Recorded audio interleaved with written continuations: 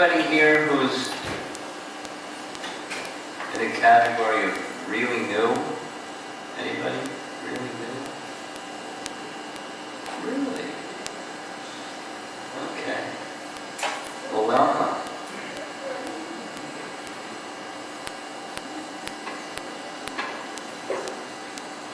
I'm on the opposite end. I've been around a long time. Let's meet in the middle. The topic for this evening is conceptions of divinity, and it was inspired by one of the universities that I visit. I visited in the month of April. I mentioned this earlier, 18 different universities all around the place. And one of them was Illinois Institute of Technology, IIT, in Chicago. And I came the second week after this topic was started the week before, and it only got into 2 little divisions, and it took 4 hours. So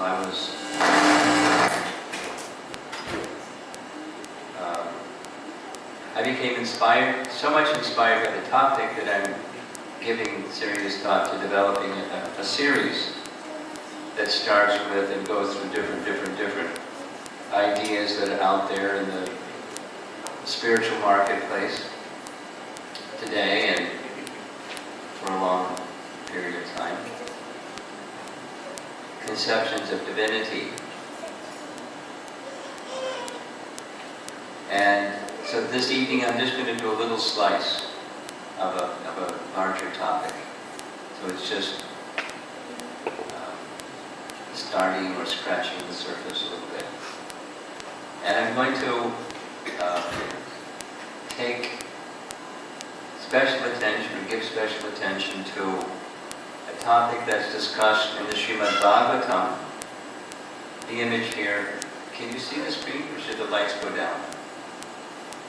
Can we try turning the lights down and see what happens if maybe the image better or more easy to see?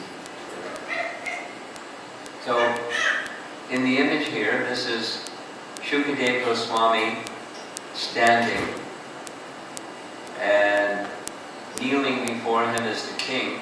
Shukadeva Goswami is 16 years old.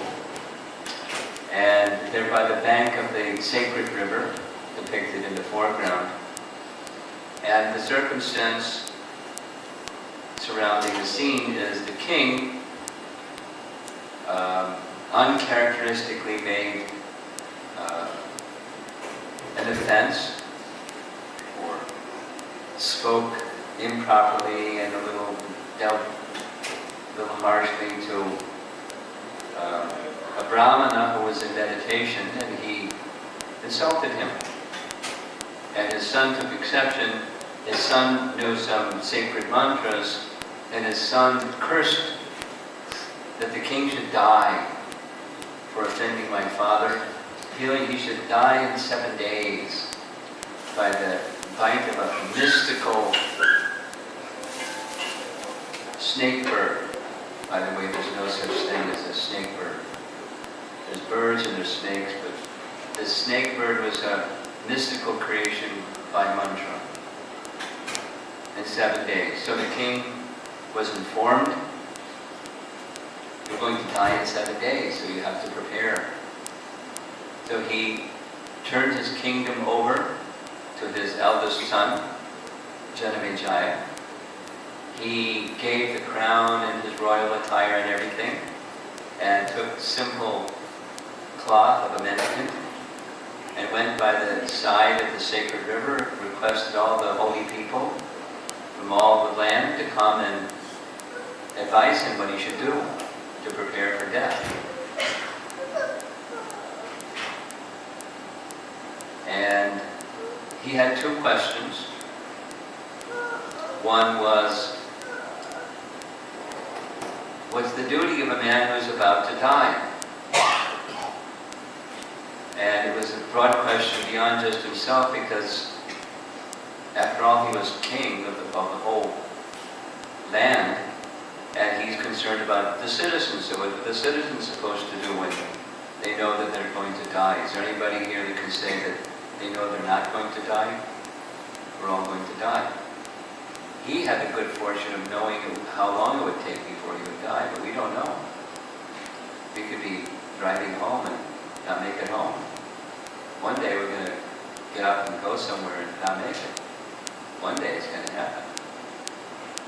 We don't know when, but we know it's going to happen. So what's the duty of somebody that knows that they're going to die? That's all of us. And the second question is, what is that subject matter that one should always hear, chant, and remember during this lifetime? So that was the question that was presented by the king, and then Shukadeva Goswami responds, and you can look in your Srimad Bhagavatam. It's hopefully sitting on your shelf in your home, or you can go online and read it digitally, database. And I'm just going to very quickly summarize the first 3 chapters, because the first 3 chapters are, in summary, the answer to that question. So in the first chapter, it speaks of the universal form. This is one of many paintings depicting the universal form. This is the universal form that was shown to Arjuna. As you see in the image in the lower right, there's Arjuna being shown this universal form by Krishna. The description of that universal form in Canto 2, Chapter 1, is more a vision of pantheism, of seeing God within nature. And the explanation goes, before you can think of God, there has to be a conception of God, or the Supreme. And because we're accustomed to having conceptions of that which our senses can perceive, so a beginning point is to see God within nature. And to see God within nature, this is pantheism. So it doesn't use the word pantheism, it uses the word Vishva Rupa, the form of the universe. So, developing a personal conception of God by seeing things within nature. That's the first chapter. First step in God realization, that's the title. And then chapter 2 advises move from that position, from seeing God within nature to see God within.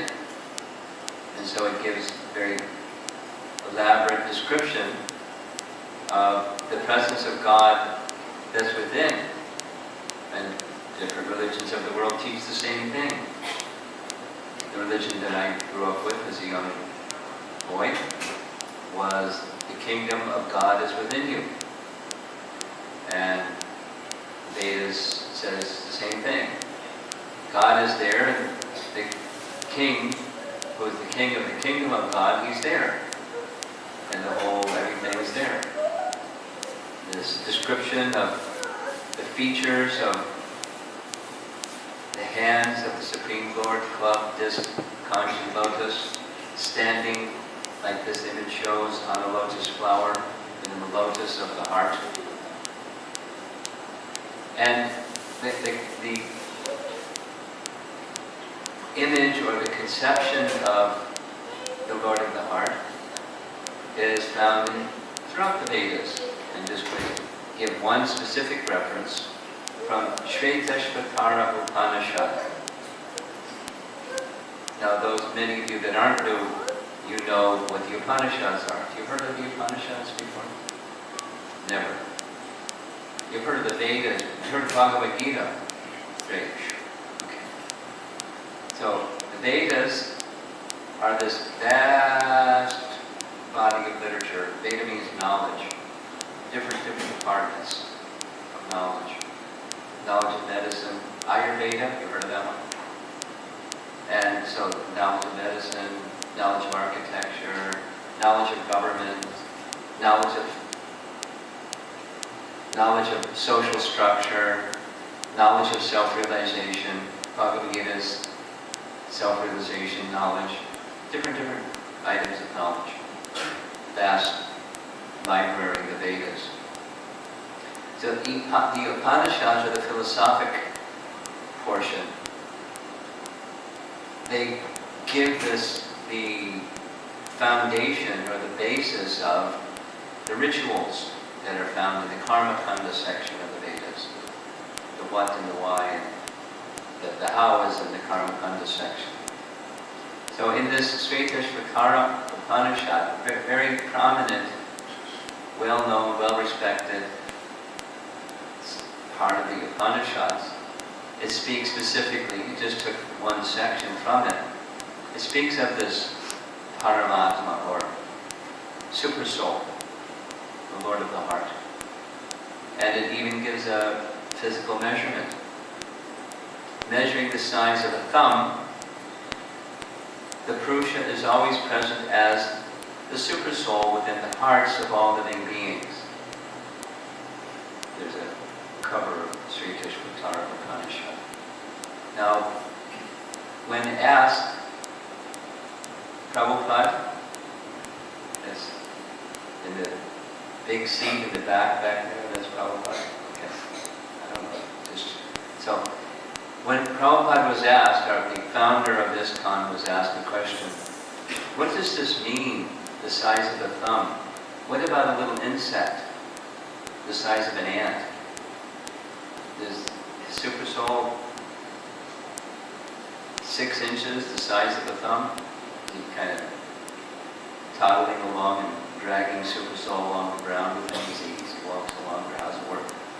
And Prabhupada's explanation was, and our acharyas also described this way, that the size of the thumb is to indicate approximate the size of the heart. The heart is, for a human form, is around the size of the thumb. And between the thumb and the forefinger, sometimes spoke like this. So, just to give an idea of the physical region where the Super Soul resides, because the Super Soul resides in the heart, the Super Soul also resides within every atom. The atom's pretty small. They're too small for the eye to even see. And Super Soul, in all of his fullness, with all the potencies and everything, is within every atom. So, this second chapter, Conception of Divinity, is, in addition to seeing God within nature, now let's move to God who is within the heart of every living being. Lord of the Heart is the title of that chapter 2.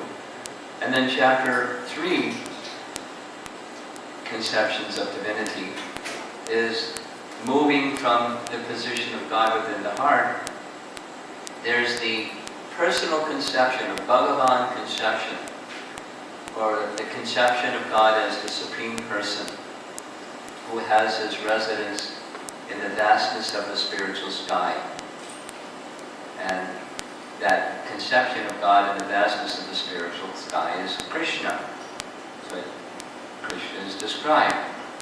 Just as Krishna is described in this text, this is a cover picture for Sri Brahma Samhita. Sri Brahma Samhita is spoken by Lord Brahma, who is pictured here. And the process of creation is described, the austerities that Brahma underwent before he began creation, and so forth. And then his mature stage of realization. So the introductory verse, that's this one,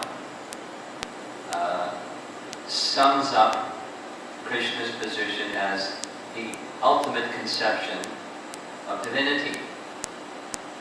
Let's chant the verse together, it's a nice one. Ishvara Harala Krishna Satchit Ananda Vigraha Anadir Adir Govinda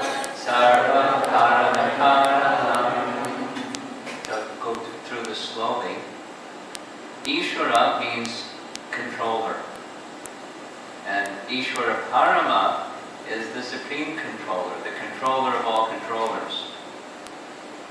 And he has a name, Krishna. We're all controllers of something. We control our shoes. Because somebody takes our shoes, then we don't control it, they control it. So there's some part of a little piece of creation that we control. But we're controlled by higher controllers. And there's universal controllers. We're going to speak about them shortly. And they're controlled by the supreme controller named Krishna. And he has a vigraha, second line. He has a form that is made up of eternality, knowledge, and bliss, unlike our form. Our forms aren't eternal by any means, nor are they by nature full of knowledge, or by nature full of bliss. But the form of Krishna is Satchit Ananda Vigraha. Then the third line, Anadir, means he's without beginning, but he's Adir, he's the beginning of all other things. And he's that specific form of Krishna is known as Govinda. It's very, very, very specific. Govinda is that form of the Supreme in the spiritual realm of Goloka. And Sarva Karana Karana, the last line. Karana means causation. And he's the cause of all causes. And somebody may say, okay, if he's the cause of all causes, then what's the cause of him? And the answer is, he has no cause. He's the cause of all causes, that's the meaning. Other things may have their cause. Like people say, if God is the source of everything, where did God come from? It's a rhetorical question, but by definition, that from which everything else emanates doesn't emanate from something. Somewhere there's the domino, the ultimate regress stops. Whatever that is, that's the absolute truth. Krishna, who is known as Govinda, is the Supreme Godhead. He has an eternal, blissful, spiritual body. He is the origin of all. He has no other origin, and he is the prime cause of all causes. So here's a very beautiful ancient painting of Gopal Krishna. Gopal meaning Krishna was the protector of cows, and he loves the cows, and the cows love Krishna. Gopal, Govinda. Now, we'll take a look at Bhagavad Gita just a little bit. This little child needs to go somewhere where he can be as noisy and happy as he likes. Thank you very much. Children are very, very nice. And they like to make noise. They need a place to be happy and make noise. So, Bhagavad Gita, this is the cover picture of Bhagavad Gita. Krishna here speaking the message of Bhagavad Gita to Arjuna on the battlefield. So I'm just going to make a couple of references of Bhagavad Gita verses which we can say together. Chapter 7, text 7. Matam parataram nanya kinchidasti dhananjaya Mai sarvam idam rotam sutte maniganaiva. Krishna says, O conqueror of wealth, there is no truth superior to me. Everything rests upon me as pearls are strung on a thread. So this is one of multiple statements where the conception of divinity, the conception of divinity stops with Krishna, because everything, whatever you can think of, whatever you can't think of, everything that exists rests upon Krishna. He is the source. It rests upon him. He is the highest conception of divinity. There's other places in Bhagavad Gita. I'm 7th chapter because there are those that don't have that understanding, that conception of divinity. They have a different conception. The conception is that there's many. This is the polytheism conception of divinity. There's many gods. And such persons consider many gods are just as good as any of the other many gods. So here's what Krishna says in Bhagavad Gita. Kamaistais jnana prapadyante anyadevata tam tam niyamam astaya prakritya niyatasaya. Those whose intelligence has been stolen by material desires surrender unto the devatas or demigods and follow the particular rules and regulations of worship according to their own natures. Anya devata, various demigods. So, who are the demigods anyways? According to the Vedic conception, after creation, it's not whimsical, the Supreme Creator puts people in charge of the departments of maintaining that universe that He creates. And the Devatas, there's 33 million, there's principal ones, but the total is 33 million according to the Vedas. Various controllers of the universe. They control the wind, they control the water, they control the air, they control the light. You know, it's just like a city government. Different departments in charge of the city or a state or a country. These are department heads of different departments of universal affairs. And they're empowered to control those things. And they're empowered to give benedictions. There's a section in the Srimad Bhagavatam of one wants good health, you worship the sun. If one wants a good wife, one worships this one. One wants beauty, one worships that one. One wants wealth, worship that one.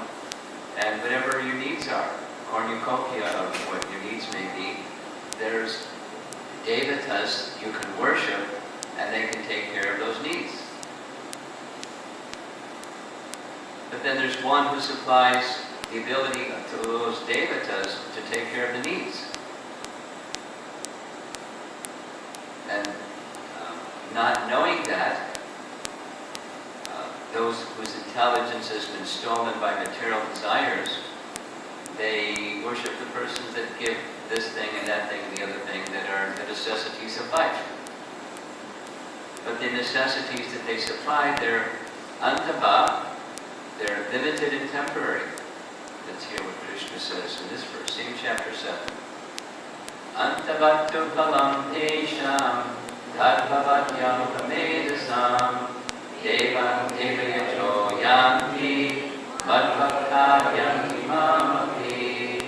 Then a small intelligence, alpha medasam again, worship the demigods, and their fruits are limited and temporary. This word pala means fruit, and the fruits are they're limited, they're tiny. And for the time period, they don't last very long.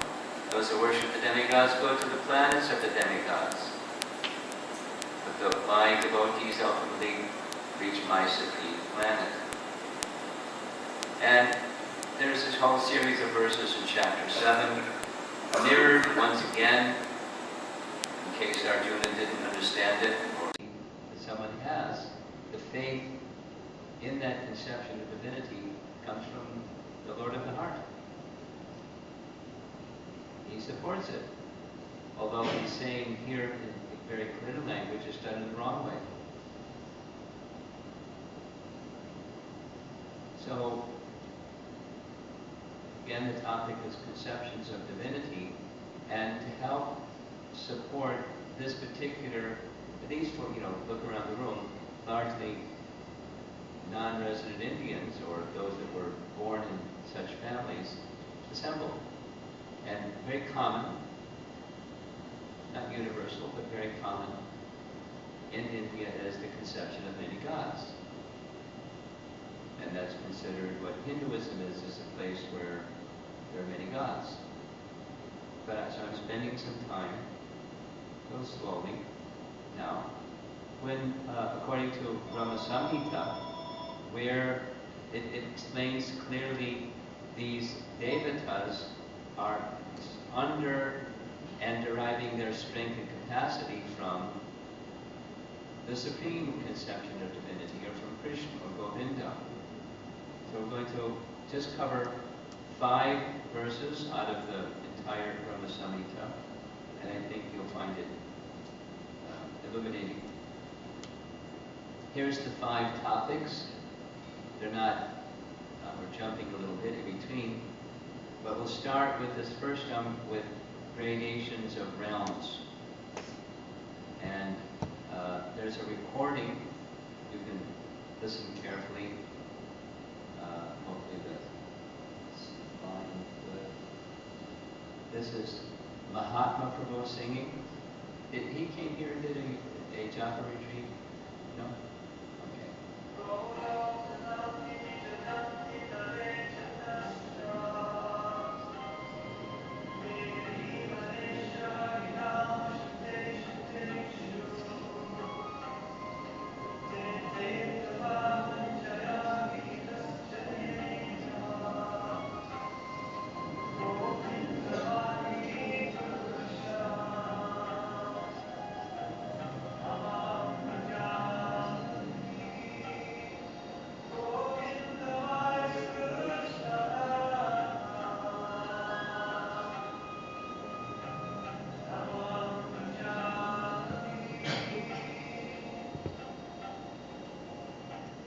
This is spoken by Lord Brahma, and he's describing the structure of the universe, and even beyond the universe.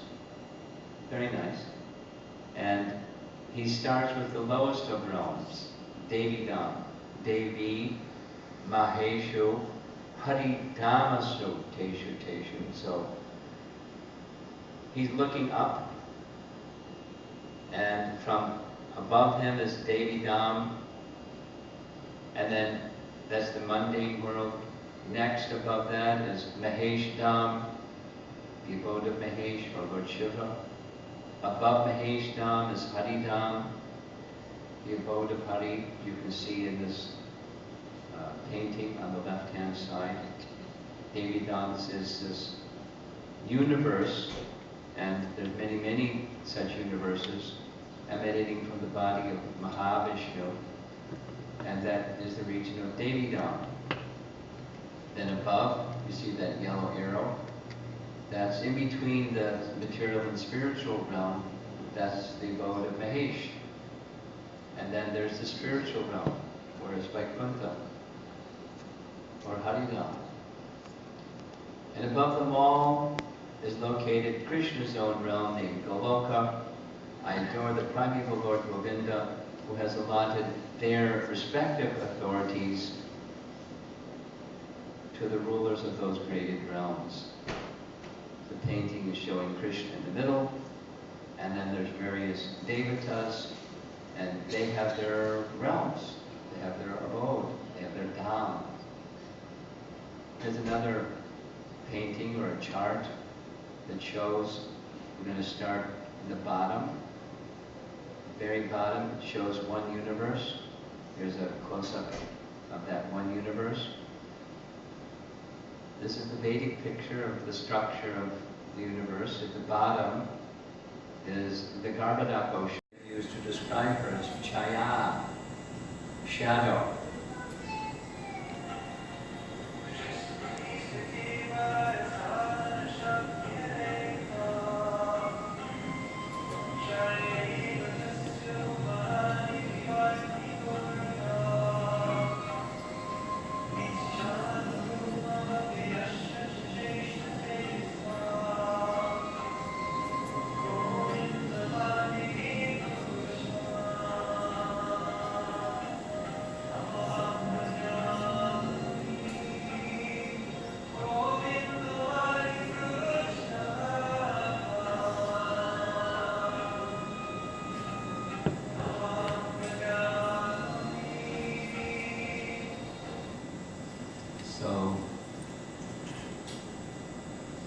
here's the translation. The external potency Maya, who is of the nature of the shadow, that's Chaya,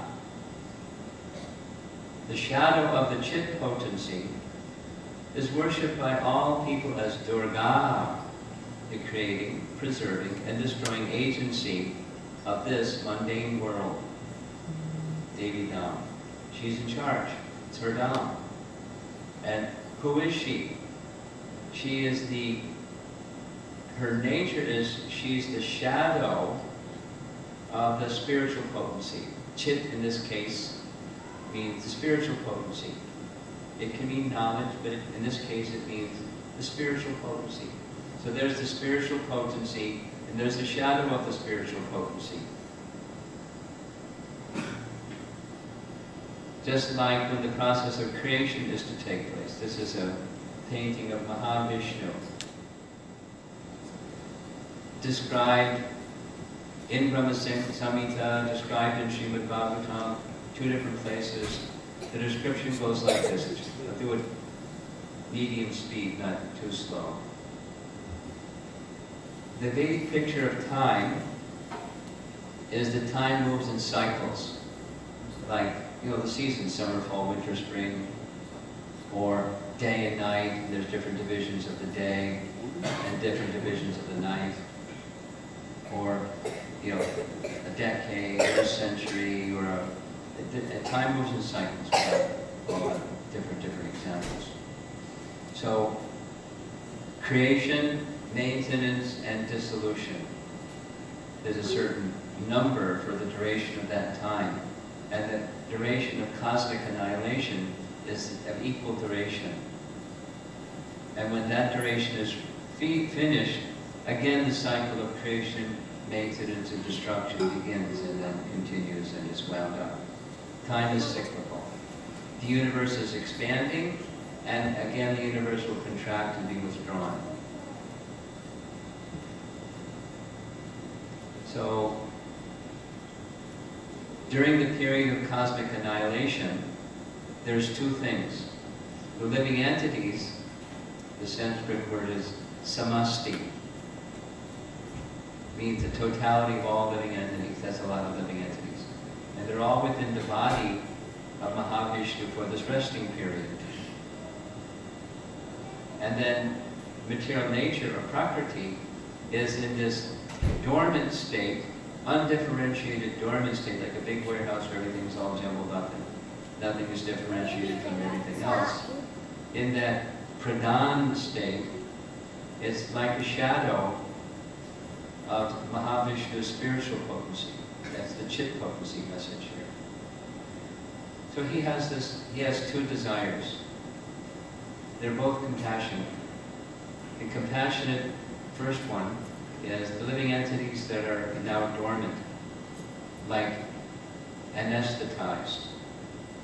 Susukti is the Sanskrit term. Anybody here ever have surgery? For surgery, had to have amnesia? You got somebody. Okay. So when amnesia, when anesthesia is administered, they have you count backwards from 10, 9, 8, and then you don't remember because you're under anesthesia. So when you're under anesthesia, you're not conscious of anything. The consciousness is there because the soul is there, but it's very covered. So much so they can cut you open, you don't feel it. Or they can do some procedure and you don't feel it. There's local anesthetic when you go to the dentist. But there's this overall anesthesia when you're having a surgery. So that's called susukti. It's a state where consciousness is there, but it's really dull. It's just kind of, the light doesn't go out completely, but it's like consciousness is suspended. So that's the state of living entities within the body of Mahavishnu. Then he has this compassionate desire. I wish that these living entities could experience the fullness of their potential of happiness. Because they're not experiencing that now. He just has that desire, icha in Sanskrit. But the internal potency mentioned in this previous section, this chit potency, the spiritual potency of Vishnu, her name is Rama. Rama knows her master. He knows, she knows his desire. He didn't have to say it. She's just so intimately connected with him. And so she wants to assist him.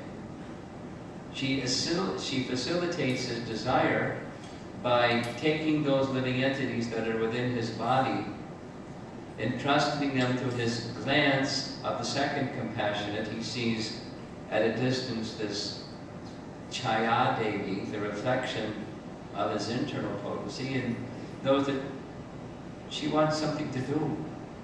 She wants some service, but she's dormant right now. So compassionately wishes her to have something to do. So Rama gives her something to do. The living entities are entrusted to the glance of Mahavishnu, glancing at Chaya Devi, and soon there they go, along with the time energy.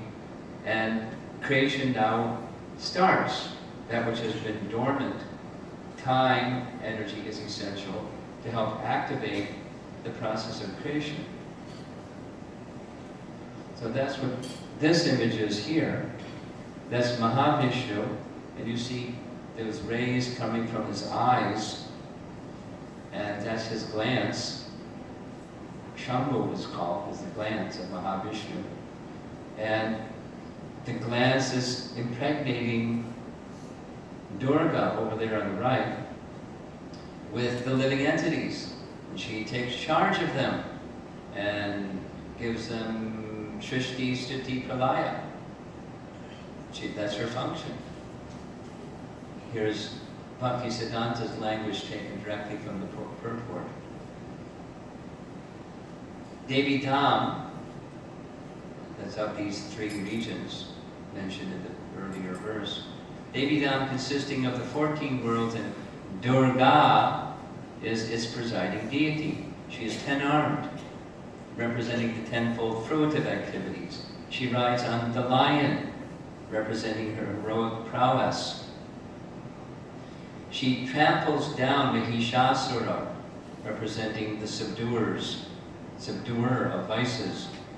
She is the mother of two sons, Kartikeya and Ganesha, representing beauty and success.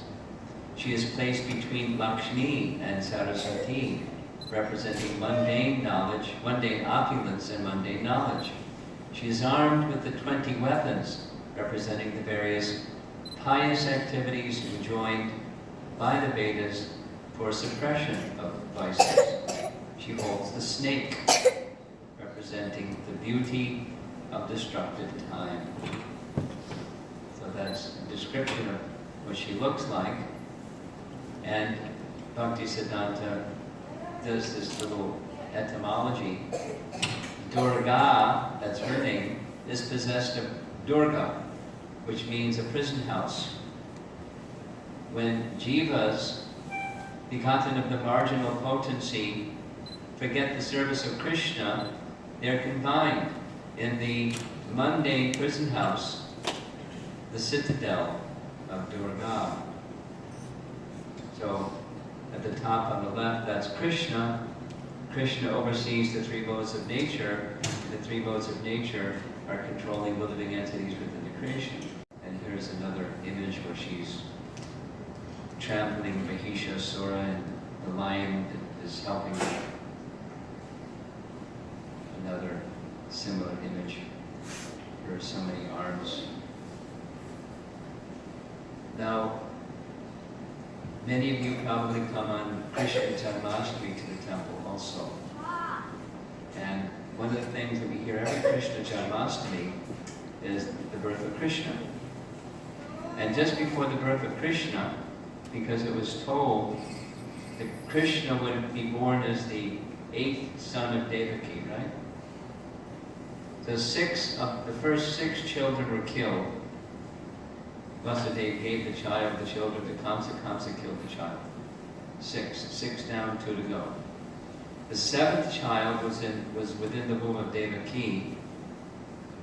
Krishna called his internal potency Yogamaya, and she was very happy. Yes, some service.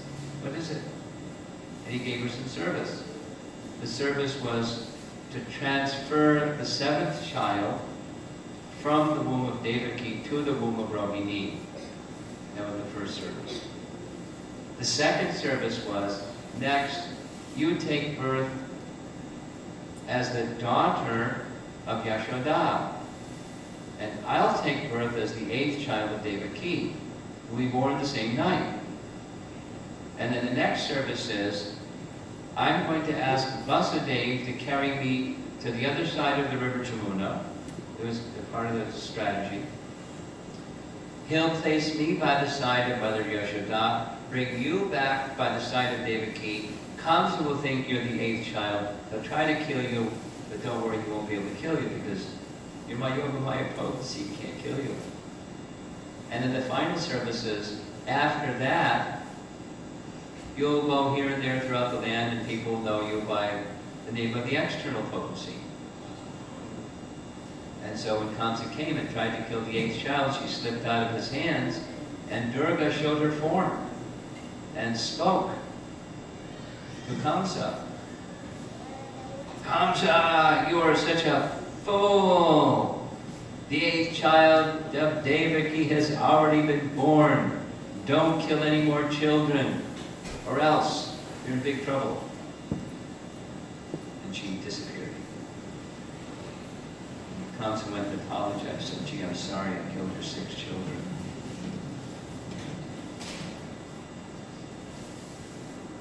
So, the relationship message of this story is,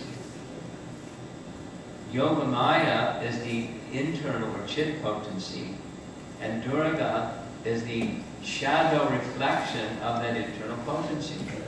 Or you can say, Durga is the expansion of Yogamaya. You with me? Hope I don't have to do it again. I hope it's clear.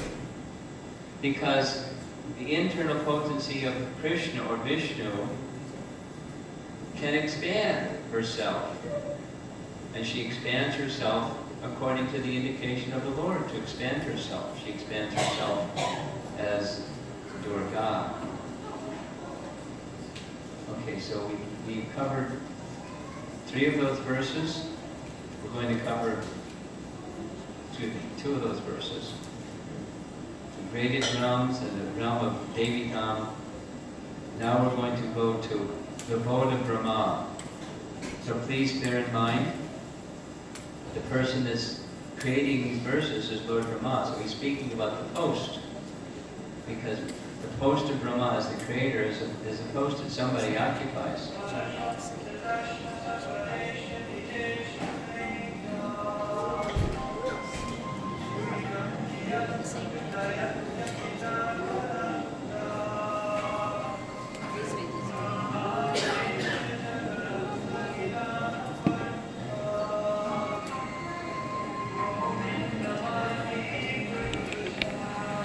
Subjective portion, Brahma, it's a technical language, received the power for the regulation of the mundane world. Just as the sun manifests some portion of his own light in all the effulgent gems that bear the names of Suryakanta, etc. So, in our Western culture, we don't know much about Suryakanta gems, but I'll tell you a little bit about them. Sometimes you've seen like crystal chandeliers, and there's bulbs, and not just glass, but crystal. When the glass passes through the crystal, it diffuses the light, and it's very attractive. But that light that's diffused in different ways. The Suryakanta gem, literally, it absorbs the light of the sun. You can hold it in your hand, and it's effulgent like the sun. A little bit of the luminosity or illumination power of the sun is within that gem. So as a gem may hold the light of the sun, the comparison is being made that Brahma receives power from Krishna, like the Suryakanta gem receives power from the sun to be luminous. Brahma receives power from the personality of Godhead to regulate the universe, to create it and to regulate it. It says this similarly. There are some places within the Vedic literature, specifically the Puranas, that seem to equate Brahma and Vishnu. And the explanation is, it's like this Suryakanta gem in the sun. The luminous feature of the gem and the luminous feature of the sun are the same. One is very tiny, the other is very big. There's oneness in quality, not oneness in quantity. Is it good? An example that shows the tininess is found in the 10th canto Bhagavatam. One time, Krishna requested Lord Brahma to come visit him in Dwarka. So Brahma was very happy. Fantastic, Krishna was calling me to come see him. So he came. When he reached Dwarka, there was a gatekeeper, and the gatekeeper said, "Excuse me,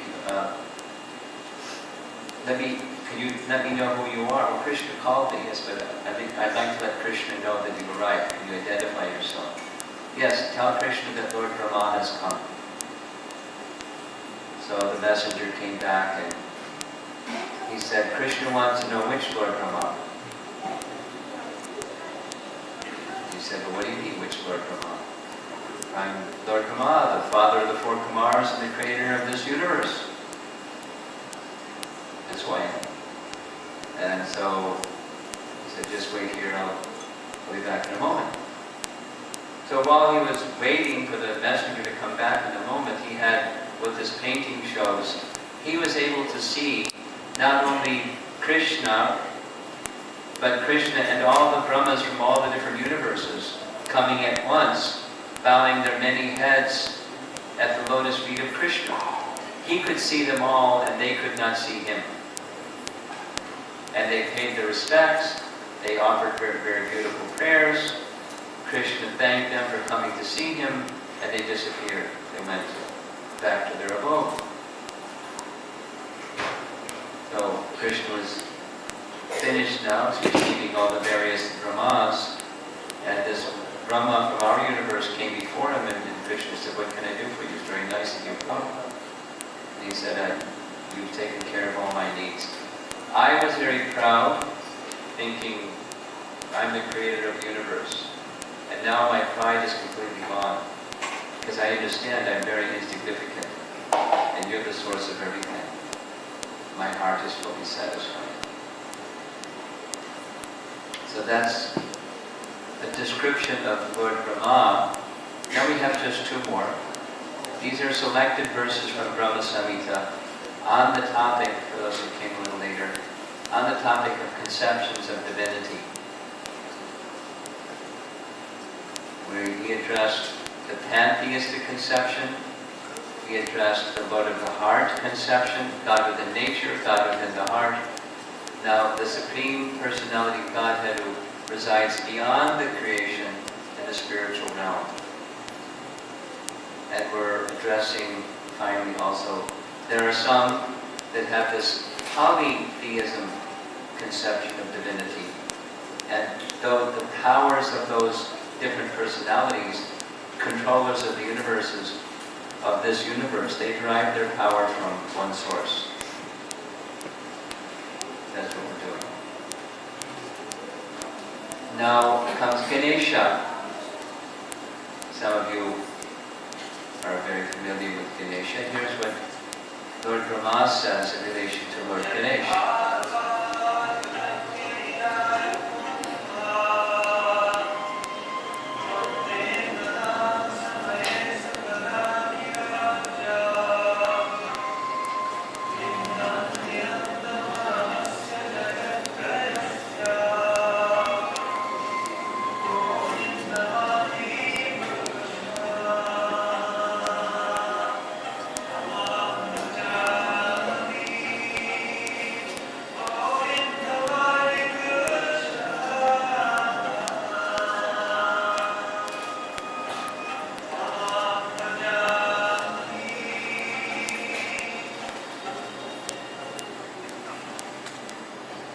Here's the translation. I adore the primeval Lord Govinda, whose lotus feet are always held by Ganesha, pictured there on the right, upon the pair of tumuli. What's a tumuli? Bhaktisiddhanta, his English was not his first language, but his English is better than my English. His vocabulary is amazing, and his use of language is amazing. I had to look the word up, tumuli. Tumuli is a Latin word that is the plural of tumulus. And tumulus, as shown at the bottom, it means to bulge or swell. And a common use of the word tumulus had to do with, in some cultures, when there's a holy man or a village elder, a very respected person, when there's a burial, instead of just putting him in the ground, they make this mound to mark the spot where he was buried. And one of those mounds is called the tumulus. If you have more than one, it's called the tumuli. That's the plural. So on the head of an elephant, there's two bulges commonly. Two of them makes tumuli. So back to the image. The Sanskrit word kumbha, those of you from India, you know what kumbha means, it means pot. Dvandava, there's two. Kumbha dvandve, that's these two tumuli at the top of the elephant's head. So the verse is saying, the lotus feet of Krishna, Govinda, are upon the two bulges in the top of Ganesha's head. And why? In order to obtain the power for his function of destroying all the obstacles on the path of progress of the three worlds. So those of you that are familiar with yajnas or sacrifices, more specifically karma kanda sacrifices, one essential person to invoke is Ganesha, because he removes the obstacles for achieving the purpose of the yajna. So you say the name of the person, you say the name of the devata who is being propitiated, and you say Ganesha's name because he's got to remove the obstacles. But where does Ganesha get the power to remove obstacles? From Govinda. And our acharyas say the form of Govinda that places his lotus feet on the tumuli of Ganesha is Lord Sriniveda. And so when we have our arti ceremony, at the end of the arti ceremony, what do? We sing the Sringa prayers. Why do we sing the Sringa prayers? We sing the Sringa prayers because in the course of that worship of the deity, there may have been some mistakes, unintentional mistakes. And so to remove the obstacles that come as a result of seva aparad or mistakes in worship Lord Sriniveda. Nice.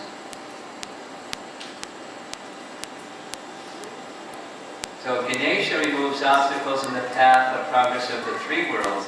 And Lord Sriniveda removes obstacles in the path of attaining the spiritual world. The obstacles in the path of bhakti. So that's Brahma Samhita's description of the position of Ganesha. And there's one more and we're done for the evening. This is about the sun. Savika means the sun. And the sun, according to Vedic conception, the earth is moving around the sun, but the sun is also moving around the earth, and there's not a contradiction. And if I had more time, I would explain it. That's Vedic cosmology.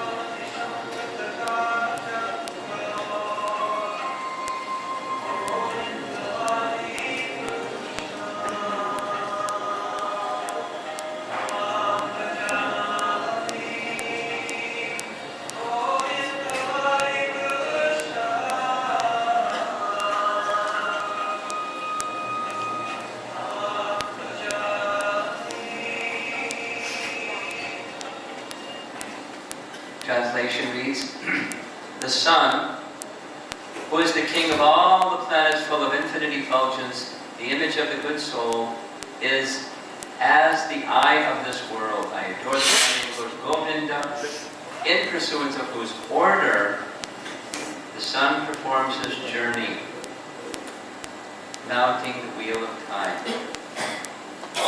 So just to do it quickly. Every 24 hours, the earth is spinning. And so we see the sun rise in the east and set in the west, and the next day the sun rises in the east and sets in the west. And that's a change every 24 hours. But in the course of one solar year, there's a movement of the sun. And for those of us in the northern hemisphere, like in India, the northern hemisphere, there's the time of the year where the days are longest and the nights are shortest. It's called the summer solstice. And then the sun starts moving in a southerly direction where the days and the nights are equal duration, called the equinox. And then it goes down into the southern hemisphere where, for us in the northern hemisphere, the days are shortest and nights are longest. And then it starts moving in a northerly direction. In India, that's called Makara Sankranti, or in Western cosmology, it's winter solstice. And then it starts moving in a northerly direction. So what this verse is saying is the sun is moving under the order of Govinda. Ooh, that's how he moves. Under the order of Govinda, the will, the Icha of the Supreme Lord. Here's a description from Bhagavad Gita. The sun exhibits the infinite effulgence due only to the power invested in him by Govinda. You see at the bottom. The splendor of the sun, chapter 15, the splendor of the sun which dissipates the darkness of this whole world comes from me, Krishna speaking. And the splendor of the moon and the splendor of fire are also from me. So conceptions of divinity, Krishna is the source of the sun and under the order of which the sun moves. Two last little things and we're done. There's this nice description in the 10th canto Bhagavatam, where outside of Dwarka there was a king named Satrajit, and he was a sun worshipper. And from worshipping the sun every day for hours with offerings and mantras and so forth, one day the sun god appeared before him, gave him this benediction of his well wishes, and gave him this very special Surya Kanta gem. Remember that word? We mentioned it before. It's a self-effulgent gem. And he said, you worship this gem and two things. 70 pounds of gold every day the gem will produce. That's a lot of gold. 70 pounds of gold. And in addition, you worship the gem nicely, and there'll be no disease, no irregularities of weather, no problems, no material disturbances like that.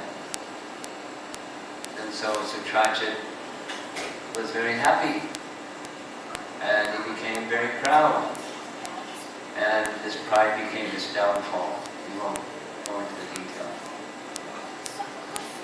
We also hear, aside from Satrajit, that there was a difficulty for the Pandavas when they were in exile. They were still very popular and people came to see them, but they were out in the forest. They didn't have necessities to provide hospitality for everybody. And so Yudhishthira worshipped the sun god, and the sun god gave him this magic pot, Akshaya Patra pot, and said, you give this to Draupadi, and this magic pot can produce unlimited foodstuffs for as many people as come and pay you a visit. But after Draupadi takes her meal, that's it for the day. So the sun god appears in that place in Mahabharata. So that's a little bit about the sun. Now, in this universe, what's more powerful than the sun? The sun gives life to everything. Where does the sun get its power to give life to everything? From the ultimate source of everything. So this is this topic of conceptions of divinity. And as I said at the very beginning, some of you came in after I began, I'm contemplating making a whole series on, of the world today, in the spiritual marketplace today, when people are out there looking around for spirituality, what do they find? What are the conceptions of divinity that are out there? Buddhism, and what's all that about? And, Mayavad philosophy, become one with the Supreme, what's that all about? I'm thinking to give some, like a series on conceptions of divinity and what's all this big deal about Krishna anyways? Like, why are people so enthusiastic about Krishna as the conception of divinity? Just not necessarily people will accept the conception of Krishna, but just to put things in a context. So that was the intention this evening. Maybe not so well refined, but it's a beginning. So any comments or questions? We're having a little problem with our sound system. I hope it doesn't. I'll try again.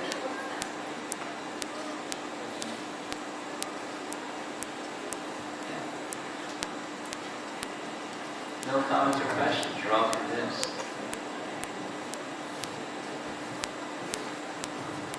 Okay, fantastic. Srila Prabhupada ki jai.